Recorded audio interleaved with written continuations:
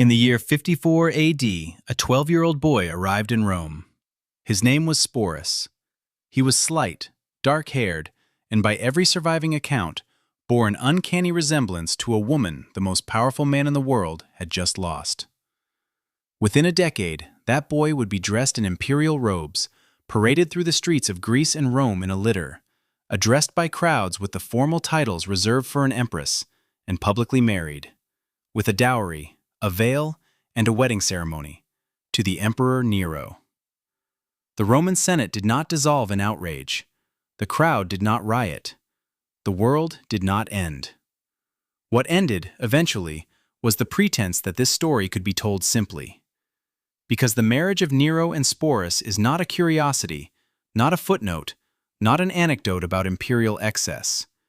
It is a window into something the ancient world understood about power, desire, and the law that most modern histories have quietly preferred to leave shut.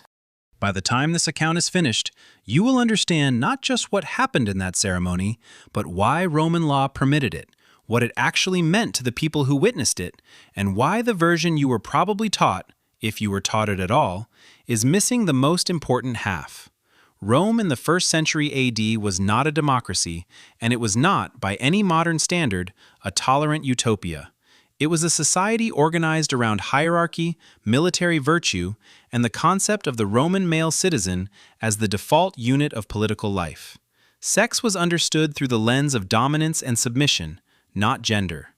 The active partner, the one who penetrated, was considered to be performing a masculine, dominant act, regardless of the biological sex of either party. The passive partner was considered to occupy a subordinate position. This framework had nothing to do with love and everything to do with social rank.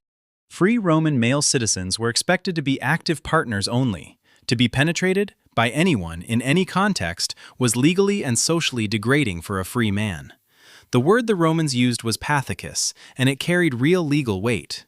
Under the Lex Scantinia, a law dating to at least the 2nd century BC, a free Roman male citizen who voluntarily assumed the passive role in a same-sex encounter could face fines, loss of civic rights, and public disgrace. The law was not about homosexuality as an identity. It was about the preservation of the citizen's dignity and the social order that depended on it. Slaves, freedmen, foreigners, and prostitutes, male or female, occupied a different category entirely. They could be used sexually by their social superiors without legal consequence to the superior and without legal protection for themselves. This is the architecture you need to hold in your mind when you approach the story of Sporus. Because Sporus was not, initially, a free citizen. He was a slave in the imperial household. And that distinction is everything. But here is the detail that most accounts of Nero's life skip past in their rush to describe the spectacle. Nero did not simply use Sporus as a slave. He freed him. He had him castrated, a procedure that the Roman physician Galen, writing a century later, described in clinical detail, noting the survival rates and the changes in secondary physical characteristics that followed. And then Nero married him. Formally, with legal ceremony. The historian Suetonius, writing in approximately 121 AD, in his Lives of the 12 Caesars, records the event with the kind of flat precision that suggests he did not find it entirely unbelievable, only remarkable. Nero took Sporus as a wife, giving him a dowry in the manner of a Roman bride, dressing him in the stola, the garment of a Roman matron, and presenting him publicly as his empress. The Greek historian Cassius, writing in the early 3rd century, adds that Nero called Sporus by the name Sabina, the name of his deceased second wife, Poppaea Sabina, whom many ancient sources believed Nero had kicked to death while she was pregnant in 65 AD. And this is where the story becomes genuinely strange, because the Roman crowd, by multiple accounts, received the marriage not with horror, but with something closer to dark humor. The joke that circulated through Rome, recorded by Suetonius himself, was that it would have been better for the world if Nero's father Domitius had married that kind of wife. It was a joke about Nero's cruelty, not about the sex of his partner. That distinction matters enormously. Now consider the second piece of evidence, because Suetonius is not the only source, and the convergence of sources here is what separates documented history from speculation. Cassius Dio's account in his Roman History, Book 62, written roughly a century after the events, describes a wedding procession that traveled through the province of Achaia, modern Greece, in 67 AD during Nero's famous tour of the Greek Games. Nero was competing in the Olympics, or rather, a specially reorganized version of them that the Greeks staged to accommodate his schedule and his vanity. Sporus traveled with him, dressed as an empress, attended by servants appropriate to imperial status, and received the formal salutations of provincial populations who addressed him as Kyria, lady, mistress, the Greek feminine of lord. Provincial populations that had every reason to know what they were doing, because their relationship with the emperor depended on performing the correct rituals of recognition. This was not a private relationship. This was a public, politically legible act. The provinces were being asked to recognize Sporus as part of the imperial household in a formal, ceremonial sense. And they did. The third document in this archive is the most intimate and the most disturbing. After Nero's death in 68 AD, a suicide, assisted, at the age of 30, on the road outside Rome while the Senate had declared him a public enemy, Sporus did not disappear. He survived. And what happened to him next tells us more about the Roman understanding of this marriage than any legal text could. Sporus was taken into the household of Nymphidius Sabinus, the prefect of the Praetorian Guard, who had helped engineer Nero's downfall. Nymphidius, according to Cassius Dio, also called Sporus by the name Sabina and treated him as a consort. Then, after Nymphidius was killed, Sporus passed to the Emperor Otho, one of the 4 emperors of the chaotic year 69 AD, who also kept him in a position of intimate proximity to imperial power. Finally, Sporus came into the possession of the Tellius, the third of those 4 emperors, who reportedly planned to exhibit Sporus in the arena in a dramatic mythological pageant depicting the rape of Persephone. Sporus, according to Cassius Dio, killed himself rather than endure that public humiliation. He was probably still a teenager. What the sequence of his custody reveals is this. Sporus was understood, by multiple successive Roman rulers, to carry a kind of transferred imperial legitimacy. Possessing him was a statement about power and succession. He was not simply a beautiful slave passed between masters. He was a symbol, and the symbol had been created by the marriage ceremony itself. The dowry, the veil, the name Sabina, these were not private gestures.